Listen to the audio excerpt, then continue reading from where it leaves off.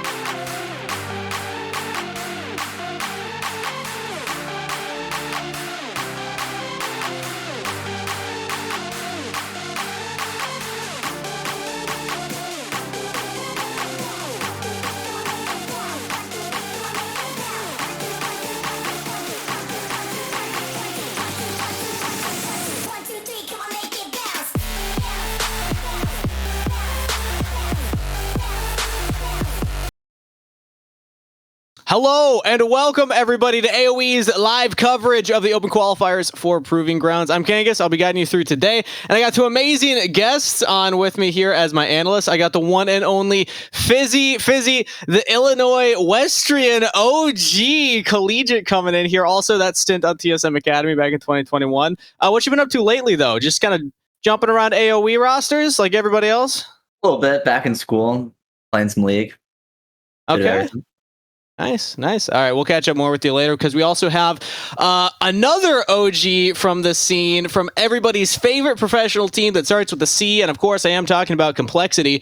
Westrise, welcome, man. How's it going? Hey, what's up?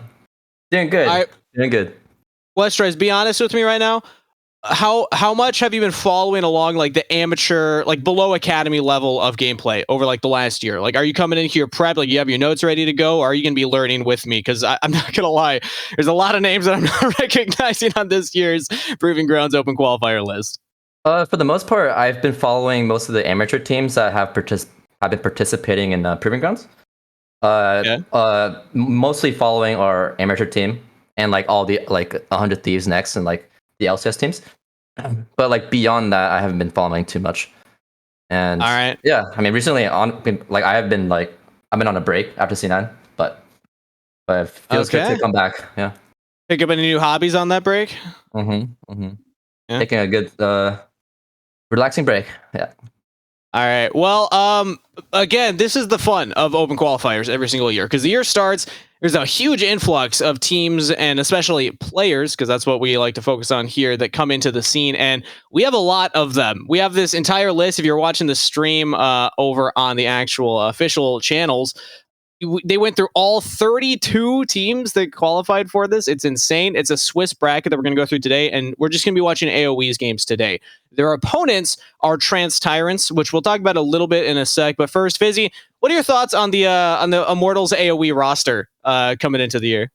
I think seeing from last year's PG, they definitely have a really strong top side. We haven't seen the top laner yet. He's new to competitive, but at least from mid jungle, I think Winston has shown that he's definitely one of the top junglers, an amateur, and easily could be an academy level jungler, even when he was in academy. And I'm looking forward to seeing him at least give some leadership and wisdom to some of the younger guys in the squad. Probably have a pretty strong start out the get-go. And I'm really eyes on him and probably the bot lane, who I know have played together for quite some time, just to definitely have an early start and probably power through a lot of the early season. All right, well, it'll be fun to watch the players and the team go through the Open Qualifiers. AOE, definitely one of the higher seeded teams and one that we're expecting to make it through. So let's see how they start. I'm hearing that they have already started the draft, so I'm going to dip out here. I'll let the two of you cover that and pass to our casters afterwards. So, gentlemen, have some fun. Thank you. Appreciate it. We're already pretty far into draft. Okay, let's see this. Jhin first pick. Caitlyn Ban. Okay, is it the weak side bot lane meta or what? I mean, I think it's pretty similar to like probably like a year and a half ago, like when it was like Caitlyn, like the split TSM one summer. What was it, 2 years ago? It's similar to that a little bit. Like a lot of the Jhin, Caitlyn. I think Ashe is the only thing that hasn't been around that was probably around back then. All the stuff like Lux and things like that are pretty playable. Obviously, Thresh and a lot of the staple supports still pretty good. What's like? So like, how does Jinx play into this game here? She'll get shoved in early. I think I probably would have liked to see her pair with a support pretty early, especially into Jhin. I mean, obviously the Thresh was taken away, but I still think you could probably want to partner something pretty close here, at least on the R4. But I think she's going to get shoved in early, so you want to have something to make sure she doesn't get too too pressured early. Like as long as they have some sort of even mid jungle, I think she'll be okay and able to scale pretty hard. She has a lot of tanks to hit. I think she also has no threats in her right now, so she can probably run crack. It doesn't even just go Gale Force. As long as she has some peel. If she can have an enchanter, that'd be great. Even like something like Braum is still looking fine, depending on if they wanted to pinch the supports to banning mids instead. I probably would like to see them ban supports. I think R5 support, it just looks really strong for red side right now. Like that Gwen pick, like that's like the first thing that stood out. That Gwen pick looked like it just ended the game right there. I'm gonna be honest. Yeah, I mean, like, I think honestly, even R5 mid not looking terrible if they just want to take some sort of strong support. Like even like Rel or something is not looking terrible. They took away a lot of the bad answers to that. Rel Diana pretty strong. Also, like they just have a strong front line, and if they have an R5 from mid, I just don't see a win con for the blue side draft. I mean, they have push early, but they have no one who really they want to put gold on right now. So if they don't have a winning mid jungle, I don't really see a way that Jin's going to power through and carry the game, because obviously Mundo's not going to do it. It's just on a timer with Gwen eventually going to take it over. Yeah. So I think that's what they opted in going for. Take a Rakan, a strong pick that is going to end up scaling, and they're not going to be able to be punished too hard in lane with a winning mid jungle. I just don't see too much hope for this blue side here. If you're a blue side, what support? I think you have to go Leona and just try to pressure a lot. I mean, they're going Lux. I guess they're going to try to get plates. I mean, you hit all of those shots. They did Lux. This is Lux support, right? Yeah, it's Lux support. It could be Lux mid, but it's most likely Lux support. Flexible? Okay. Yeah, I think Lux is fine to Rakan. They double down on their push option. Maybe they just go for an early soul. Stack dragons and hope that they don't get outscaled before that point. Okay. Oh, there's Lux. Okay. It is Lux mid. Lux mid. I like that a little better with Lena. They definitely need some engage for sure. Like Lux support, it feels limiting, but it's nice to see the Leona having some sort of engage here. Yeah, Lux support definitely would have pigeonholed them into kind of like the Caitlyn Lux thing, where if you get TP'd on one time, the game's over because they didn't really have any other carry threat. Lux mid definitely is very strong. I think during preseason, a lot of the in-houses, people were playing Lux and really taking over games on it. Yeah. Yon is stable for Shochi. So I don't see much side lane potential from the blue side, and I think as long as Jinx has cleanse, there's now a chance of her dying on mid wave. Okay. If there's a drop cannon, this is it. This is not looking too great. I think if Jinx is out of position a few times, they can play off her flash cooldown, play off her cleanse, time it pretty efficiently. I think they had a chance that they could actually manage to engage on through mid, but they don't have any dive out. It's just pillar and it's just Leona ult. So I think this game, honestly, Jinx just takes Gale Force, even if Kraken looks good against the tanks, just to make sure she can Gale Force away from Leona ult if she needs to. She doesn't have cleanse, and I just don't see a way they can power through mid fast enough before Gwen and Yon start taking over side, threaten flanks. They still have a mobile carries on blue side too, so if they end up trying to group through mid and then go through river, like the dragons are going to be really hard for them to fight. Once soul lanes are about level 11 or so, 2 items, it just seems pretty hard. AoE has a lot more options, like way more options. Yeah. And it seems like if they play the game well, they're winning in almost every single stage of the game. And that's cool. I think good shit. As long as Jinx is safe on midwave and isn't griefing, I think it's going to be really hard for them to find any proactive plays outside of maybe a couple of early dragons, maybe a Rift Herald. If Rakan's still level 5, I think they could definitely have a chance of winning that fight. Yeah. But once like the first 15 minutes pass, I don't see much going in their way if they don't have a pretty significant lead. I definitely agree with everything you said. Yeah. Well, let's maybe we'll see something that they pull out. Maybe they have a crazy level 1 strategy. Their level 1's pretty good, so we'll see. You know? Okay, cool. I mean, that's it for us. I think we can go on break now, right? Yeah. Head over to the break.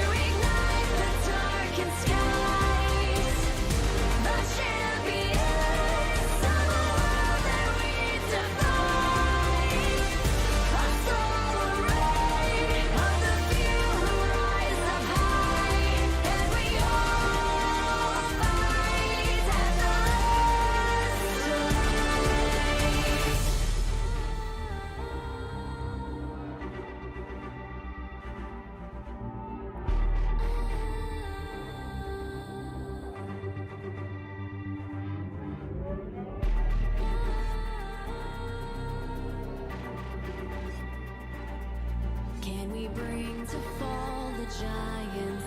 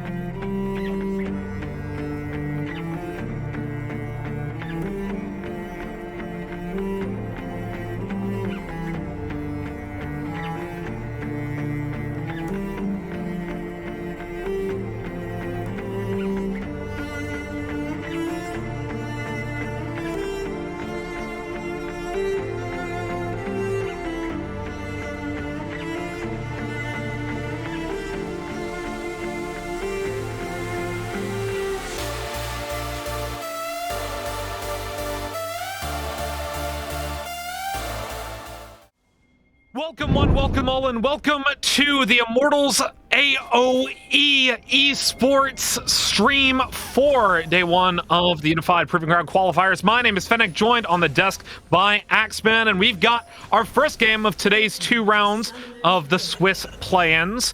On the blue side, it's Trance, Tyrants, Ping Paddler in the top lane, Evil Eyes in the jungle, Stifo in the mid lane, Tomato in the AD carry position, and Wounds in support.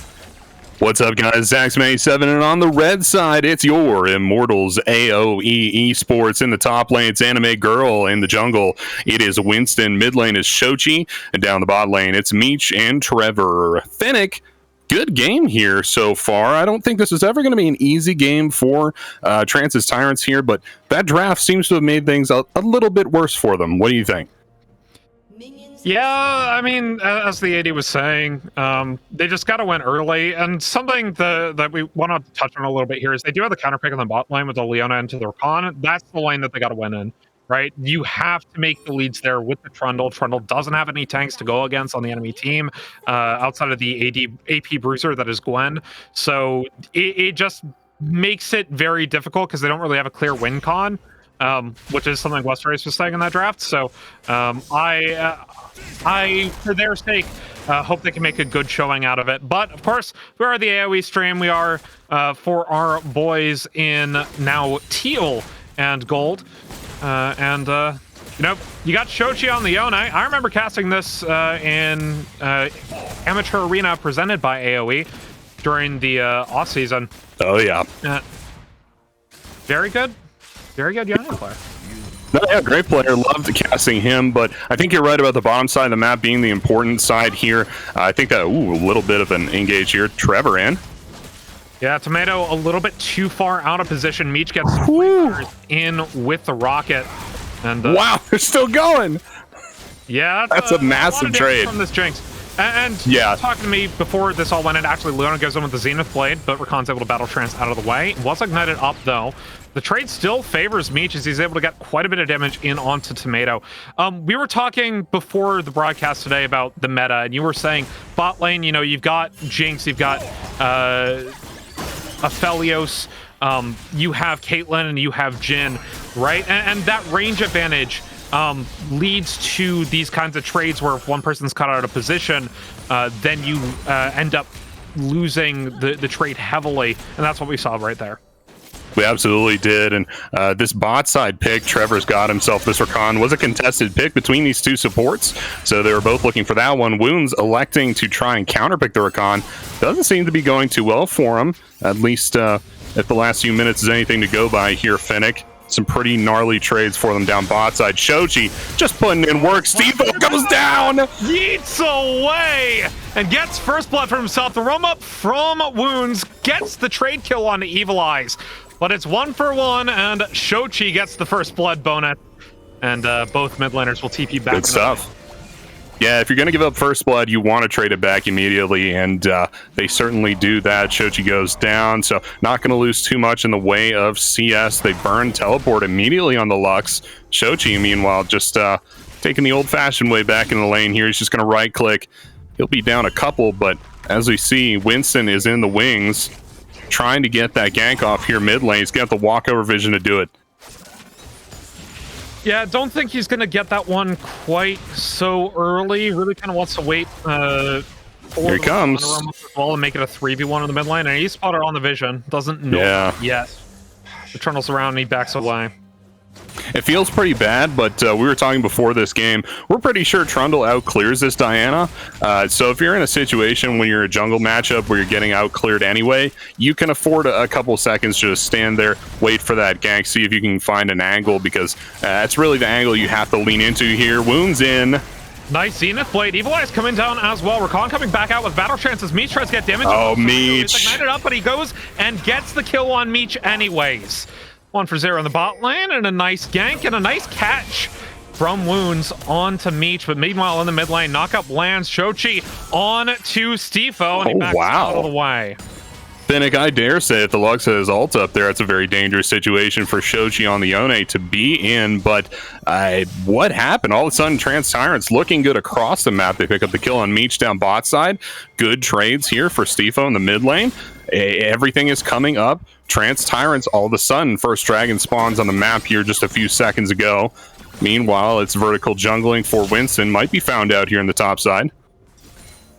Yeah, they got a Leona up here as well, and in fact, Winston caught by the pillar and the blast cone as well. Now dashing off Stifo here with the root as the Xenophil comes in onto Wounds. They got the kill onto Winston, but do they get Anime Girl as well? He is running away, and they've got the slows dash over the wall from the Gwen, but here comes the flash, here comes the no way. Down goes Anime Girl. It's 4 kills to 1 for Trance Tyrants in the early game, and this is what they needed to do. Our AD was saying, hey, these guys got to win earlier, they ain't winning at all, and that is exactly what the doctor ordered. But Trevor, he's coming in down bot side, tries to get the grand entrance, can't get it as Tomato flashes away as Trevor himself flashes, rooted up though by the Jhin as Ping Paddler did TP, didn't get anything off of that.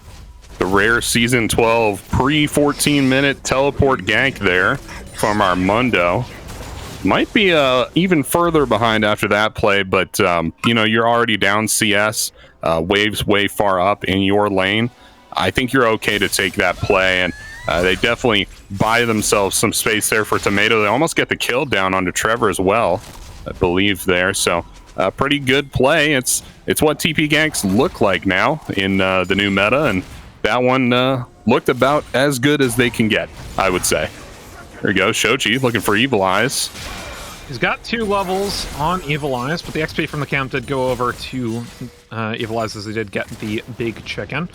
Wounds on the wings here, trying to maybe find Trevor or Meech out of position as both of these ADs start building in towards their first item. We mentioned Gale Force on the desk for both these ADCs, and I expect that to be the case from both Tomato and Meech. But Axe, otherwise on the map, do we have any potential interesting item choices as the first drag's being taken? First items, not really. Everything coming through as you would expect here. That first dragon, like you mentioned, going over to IMA here. See if Winston can pick that one up. Should be uncontested, and he'll get that one basically for free. We had mentioned that Winston should get out-cleared by this Trundle. Hasn't happened yet. There's been a lot of ganking coming down from Evil Eyes. He's spending a lot of time in these lanes, and that has come right out of his clear. He's down like 20 CS now, and now he's down a dragon. Yeah, hasn't been particularly fast on that, but if we can take a look at the gold here, I think the gold does favor Evil Eyes as he has those 2 kills. Oh, yeah. If we can get the gold up on screen in a minute, but regardless, for our producer, the hockey is X, by the way, to show gold. There we go. Yeah, gold 500 in the lead for Evil Eyes. That said, you know, on the desk, they were talking about how First Soul needs to go over to Trance Tyrants for them to win this game. First Dragon going over to Immortals AoE, not exactly what Trance Tyrants want out of that. And in fact, here comes the Rakan Battle Trance into a grand entrance, gets flashed out by Stifo. That's a flash expended from the mid laner of Trance Tyrants. I'm trying to find ways to give advantages back to IMA here. This was, by all accounts, the better team going into this game. This is a best of 1, so not something you can come back from if you lose this one. Shoji, jeez, that's a lot of damage. You got to be careful about this. But as the game progresses forward, keep in mind the team comp for team fighting is just a little bit better for IMA. So as we get further into this game, post 15 minutes, post 20 minutes, when we start looking to those objective fights, that's when IMA's team comps should shine here, right? Said from the beginning, Trance's Tyrants, a very early game team, has to win early. We're waiting for that late game if you're an AoE fan. That said, gold's dead even as we approach the 10-minute mark. And Trance Tyrants, they're going to get the first Herald of the game, so they should be able to get some plates and get a little bit of a gold lead for themselves. But starting the game 4 kills to 1 and still not getting a significant gold lead for it kind of feels bad, man, if you're Trance Tyrants. And a lot of this comes down to just better CSing, actually, in all 3 of the lanes.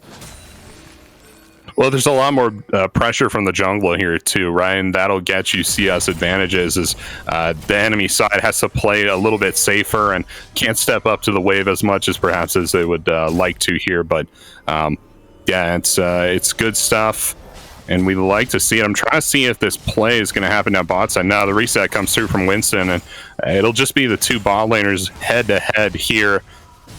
Yeah, taking the reset and both sides building up.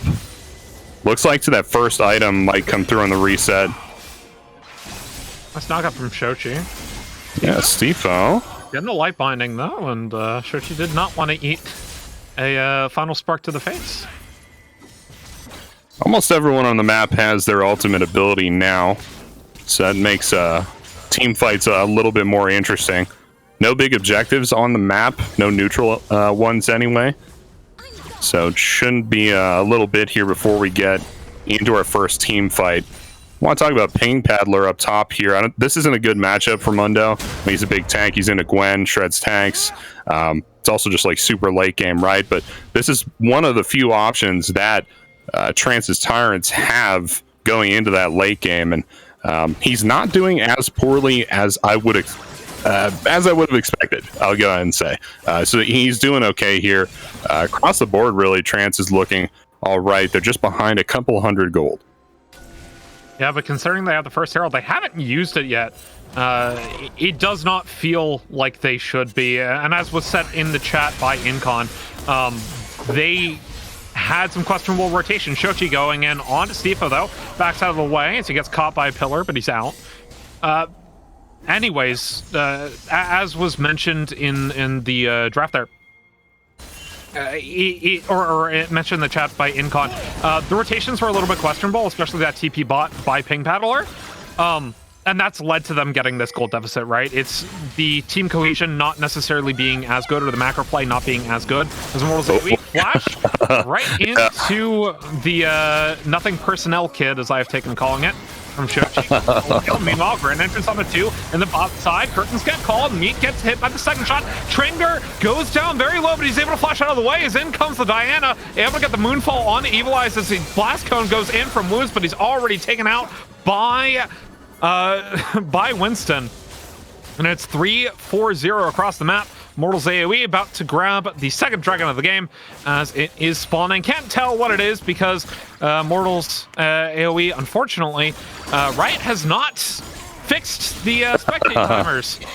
Yeah, for, a Hextech Dragon. Hextech Dragons. Yeah, I think it's a Hextech Dragon down there, and that will be easy for Winston to pick up, and that'll go down uncontested as well. But yeah, looking across the map, this is just kind of what happens when you're the better team. You know, you can get some advantages off some trick plays, some clutch plays, but as the game goes on, you're going to make more and more mistakes, and it's the better team is going to take advantage of those mistakes. They find themselves up 2,000 gold now. Riftshield's going to go down, make up some of the deficit, but yeah, it definitely is AoE starting to pull ahead here. Indeed, it is. Attack speed from the Hextech Drake. Very nice to have on a Jinx and a Diana both. Let us not forget attack speed good on Diana. As, she's got Rocket Belt or Proto Belt or Rocket Belt. I forgot one what of those. The name too. Hey man, you and me both. Trevor's in trying to catch out Evil Eyes. Yeah, as not quite gonna get him. Yeah. Towards the top side of the map, they want to get this top tower. Baron spawns in 6 minutes. Next Drake, gotta be Mountain. We are on a Mountain Rift. The plates go down. They sure do. Setting up that deep vision, making sure you have control of this map and you're tracking those rotations we talked about. It's kind of how you get back into a game like this at this stage of the game. Is getting a numbers advantage where you can if you're behind like this. And getting that deep vision is preventing that here. Making sure that IMA are staying on top of things. So both supports playing the vision game now. See that sweeping it away there from wounds. Evil Eyes is trying to extract from the map what he can. Next play should be around the bot lane here. They might just go ahead and dive Stifo again. I'm not really sure what Shochi. It's kind of whatever he wants to do, right? He's super strong right now. He's got the shield bow in hand. and Yeah, might just see him go off with the ultimate. A pretty strong one-item power spike for the Yone. A bit stronger on the 2 items, but still looking very strong. Not only in the meta, but just in Shochi's hands in general, right? Once got a pick he picked up in Amateur Arena, presented by AoE quite a bit, and had some success with. Final Spark, though, mid lane on a Shochi, has to use the ultimate to get out of the way of Evil Eyes. He was subjugated, now going back in with Wentworth Miller, aka Winston, and they get the Moonfall, and Shochi dives out of the way, now knocking up onto Stifo, who flashes out, gets the shield. Shochi unable to make the second knock up connect, but gets caught up by the light binding. Trevor, meanwhile, on the bot side of the map, now pops quickness, goes in with a grand entrance onto Tomato on the Jin, but they get caught up by the solar flare as Meech gets traded back a bunch of health. And Tomato gets out, but here comes the curtain call. 1, 2, 3, and 4. None of those hit as Diana is in the area. Yeah, great stuff here from AoE so far. That rocket's going to go wide down bot side. It's just narrowly missing wounds. So he's going in this time on Pink Butler. Yeah, he's going to be fine. There. And he just loves getting up under that tower with his E, doing so much damage to Stifo, and now to Bing Bedler as well, I guess. But you really feel for Stifo. It was a great play with the Final Spark, getting Shochi super low, but he just flips it right around on them after he escapes with the ultimate, and it does so much damage. You hate to see, but he kind of panics a little bit and misses some of those key skill shots, and you know that's where all the damage is coming from Lux, and you can't miss those. Indeed. I mean, a lot of the skill shot, or a lot of the damage also comes from her passive, right? Weaving in the auto attack is something you always got to do as Lux. Speaking of, Shochi caught up by Zenith Blade following a Final Spark, but Winston is in the area, unable to make the ultimate connect. Oh no! Stifo now gets taken down, but Meech is here, and he's excited, getting the kill onto Stifo. Battle transport from Trevor. Now the Grand Entrance swing and a miss as the Subjugate lands, making Evil Eyes a little bit tankier. It's 1 for 1 on the mid lane, but the shutdown gold goes over to Trance Tyrants. Yeah, not a bad play there from the Tyrants. See if they can defend this mid lane turret. That's going to be the big thing. It's going to be the dive here. Winston on the flank. See if they go in. Get a light lightning, they got a pillar. In comes Trevor, though, with the quickness, followed up by the Moonfall. Wounds gets 1 kill, gets a second, and onto the third. Just 3-4-0, and the mid tower goes down. Objective bounty soon to be available for Trance Tyrants with that double kill for Winston. It is looking harder and harder for Trance Tyrants to come back against Immortals AoE. Just in time for the dragon, right, Finnick? And it was great timing there from Winston. Really held his cards close to his chest. Shochi looking for Mundo. I think he's got to be okay. Right? I mean, he's got ultimate up. He's level 12. Yeah, he's just going to walk in fact, there and maximum dosage. Yeah, he'll be fine. Winston's going to start with this dragon. This is the 3rd dragon towards that soul, and we've come a long way from saying Tyrants needed the soul to win the game, haven't we, Finnick? It was 15. Almost 20 minutes ago we were saying that, and it seems so far away now that AoE have become so dominant on Summoner's Rift here. We'll see what the Tyrants can do to come back in this game, but with the comp that they've drafted into AoE's comp, I don't think they have much of a chance. Shochi getting a little bit hypey there. 2-man knockup yeets out of the way. As we're into the mid game. First towers have fallen, but Immortals AoE, firm control at the moment. Yone approaching that 2-item power spike. Meech already on it, has Runon's Hurricane, caught by Solar Flare. Battle Trance gets the shield, so doesn't take too much damage from the Jin there. And they got a 2-man light blinding right back into the Final Spark. Here comes the curtain call. Diana's got to be careful. And Winston hits the 4th shot. Evil Eye dives back in, but caught up by the quickness. And he gets turned right back around. Pink Peddler, the next one to fall. As Anime Girl dives in on to Stifo. 3 for 0. Make that 4 with the Super Mega Death Rocket.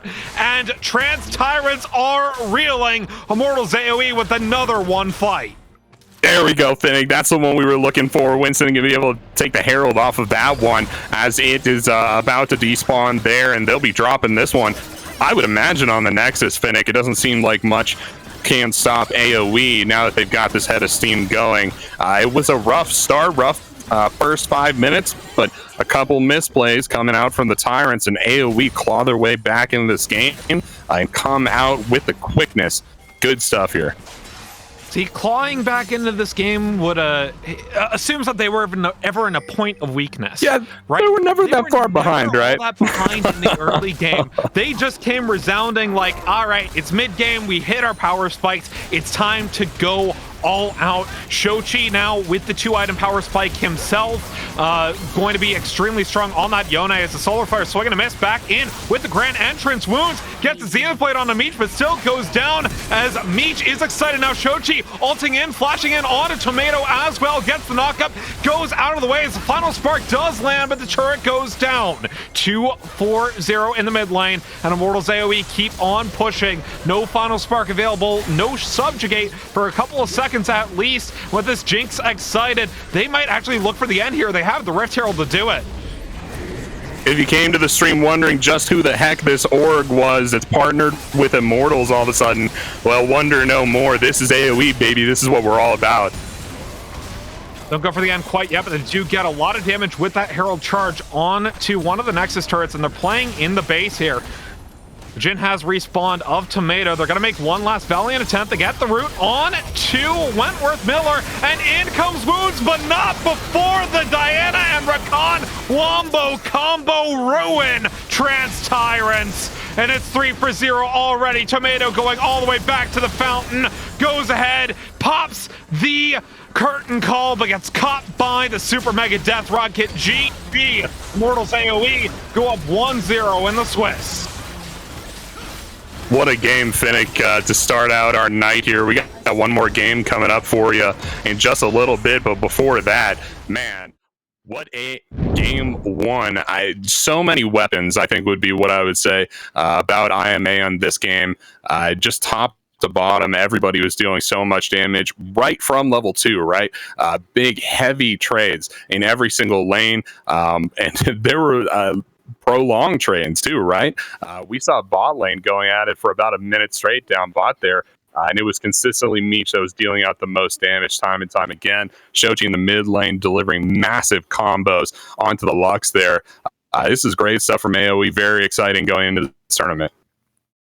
And to break down that excitement that was the first game of the day, we have the analyst desk. Kangas, take it away. All right, thanks, Finnick. Appreciate it. I got my analysts who I see are still muted in Discord. Make sure to unmute, guys, so I can actually hear you. Game one wrapped up here, and as Axeman said, IMA picking it up. I guess that's their new name, Immortals AoE. Maybe we're blending those two together. Fitz, I'm going to give it to you first. What'd you think of the gameplay? This is our first look at the new Immortals AoE roster. Thumbs up, thumbs down, thumbs middle? Say thumbs a little above middle for sure. Like it was pretty good. I think laning wise, I think they did pretty well. I think like instantly based off level 1, level 2, I think it was clear that the bot lane had a better idea of how to play as a 2v2 unit, and just use bush control, like played together, played front to back when they needed to, and took a losing matchup and won it for the most part. I thought that was pretty impressive, as well as mid obviously having a solo kill. So that was a pretty good start for the laning. Yeah, Shochi got very aggressive right off the bat there. I know he's a very aggressive player, and I actually got a chance to see him a lot last year as well. So it's cool to see him back now on a big roster as well. Restrice, though, I want to hear your thoughts kind of from the academy mindset here, because you're coming in from a level of play that, you know, they're already going to be improving grounds. All the academy teams kind of auto-qualify, and at least to the qualifiers for that. So what was your opinion of the gameplay here? First, my opinion is just straight up looking from the draft. I think it was very clear that AoE has the scaling side, and they have a lot more options to use. They have a lot more options in the game, and for I feel like the Trundle and just like the blue side, they should really think about what they could do level 1, because they need to be asking themselves these sort of questions. If they feel like they don't scale very well into the late game, but they do have the strong level 1, I would have loved to see them being more proactive level 1 and using Mundo's teleport as a way to like 3 buff, 4 buff, something like this. They need to get a lot done early. Another thing is, if things aren't going well, I would have liked to see them kind of split the map, like completely forfeit the top side, and just look for like a play on Jinx when she had no sums, and make the game very chaotic. Because you don't want the game going with the flow, because you'll just get outscaled at that point. Yeah, so Leon like there's engage, Trundle engage on the Jinx. Yeah. There's definitely a lot of missed opportunities. That's all.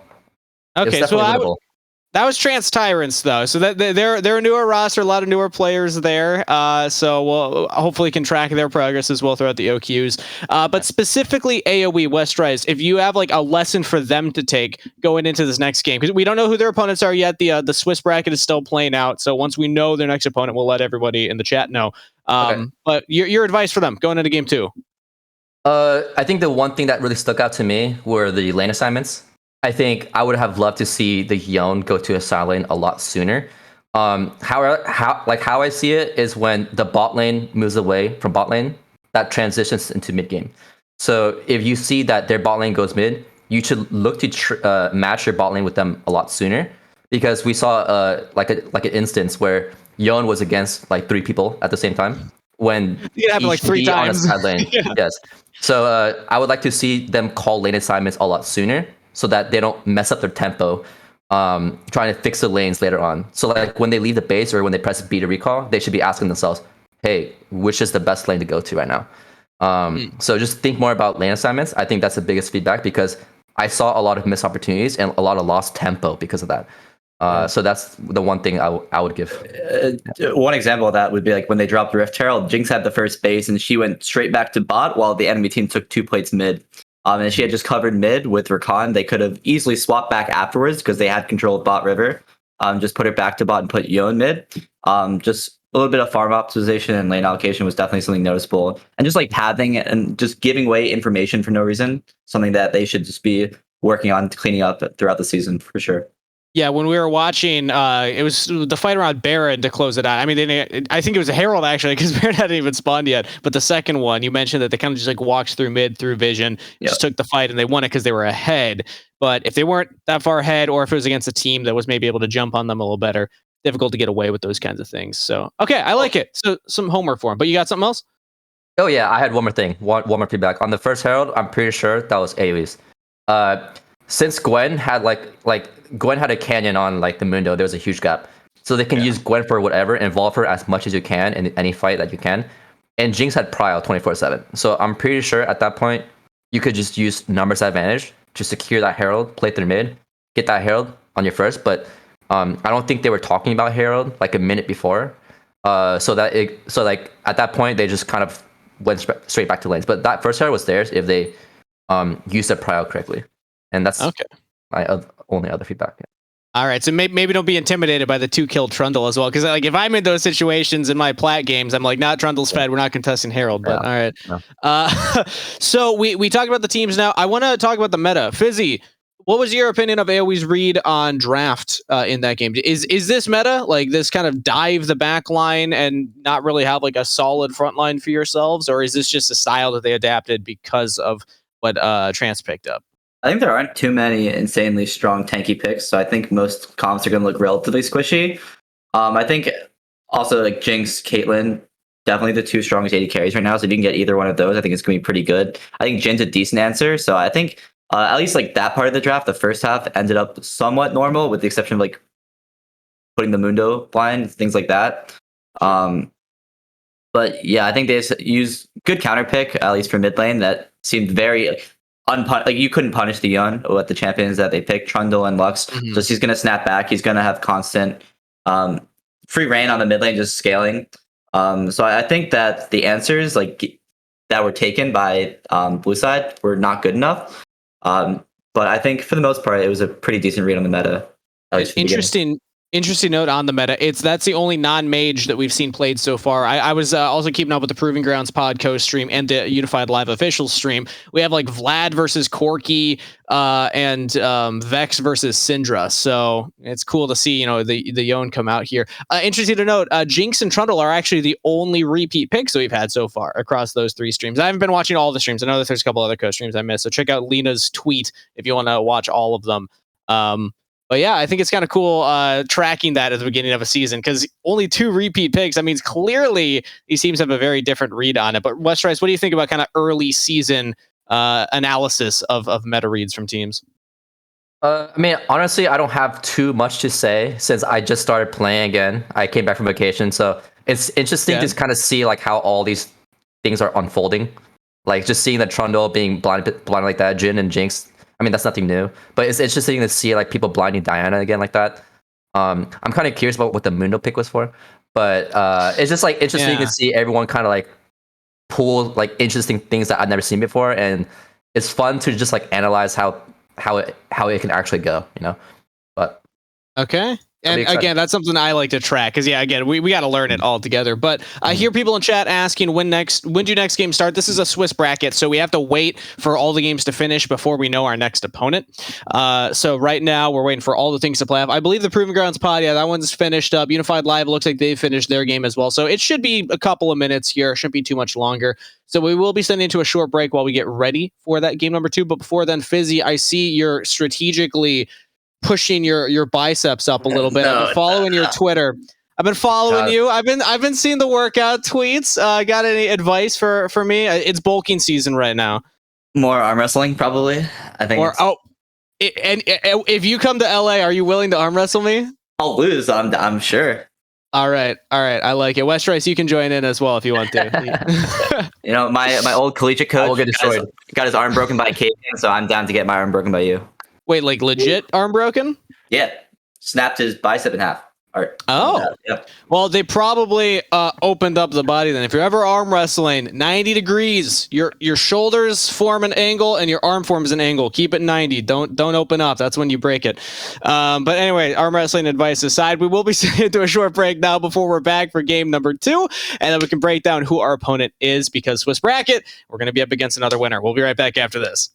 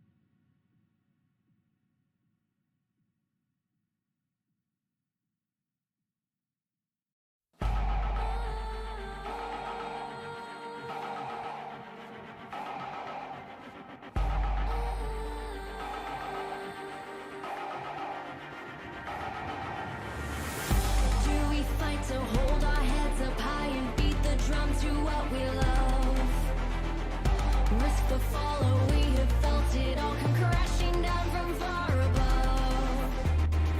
Stars are rising, countless worlds colliding. Only one will take it all.